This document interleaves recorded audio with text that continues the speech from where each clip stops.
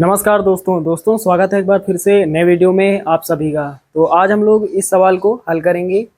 यहाँ पर सवाल लिखा हुआ है, द्विघात समीकरण 2x² - 4x + 3 = 0 का विविक्त कर ज्ञात कीजिए और फिर मूलों की प्रकृति ज्ञात कीजिए। तो इस सवाल में दो चीज़ें हमें बतानी है, एक विविक्त कर और एक मूलों की प्रकृति। चलिए दोस्तों शुरुआत करते हैं। सबसे पहले लिखेंगे यहाँ पर हल।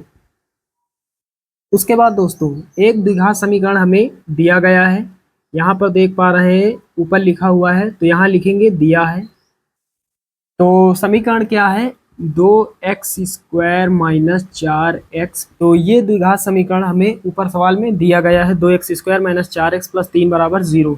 द्विघात समीकरण की तुलना द्विघात का जो मानक समीकरण होता है, जिसे व्यापक समीकरण भी कहते हैं, क्या होता है, ax² + bx + c = 0। इस समीकरण की तुलना इस समीकरण से करते हैं।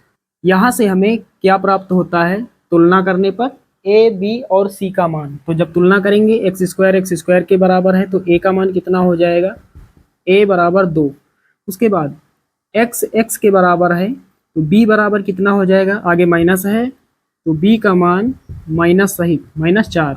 उसके बाद c का मान कितना हो जाएगा, c अर्थात अचर पद, तो c का मान कितना, 3, c = 3।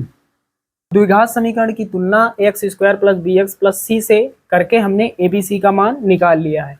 अब दोस्तों विविक्त कर क्या होता है, यहाँ लिखेंगे चूंकि d बराबर क्या होता है, b² - 4ac। d क्या है, विविक्त कर।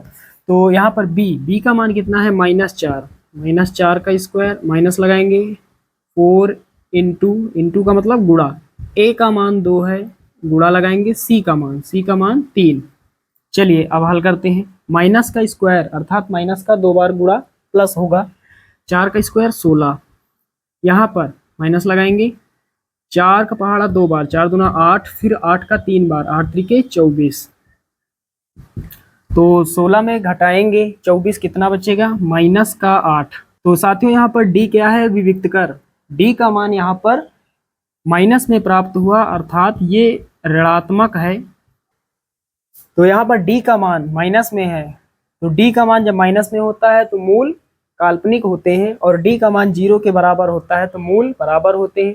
d का मान जब 0 से बड़ा होता है अर्थात प्लस में होता है तो मूल असमान होते हैं। यहाँ पर मूलों की प्रकृति में क्या लिखेंगे, यहाँ लिखेंगे इसलिए मूलों की प्रकृति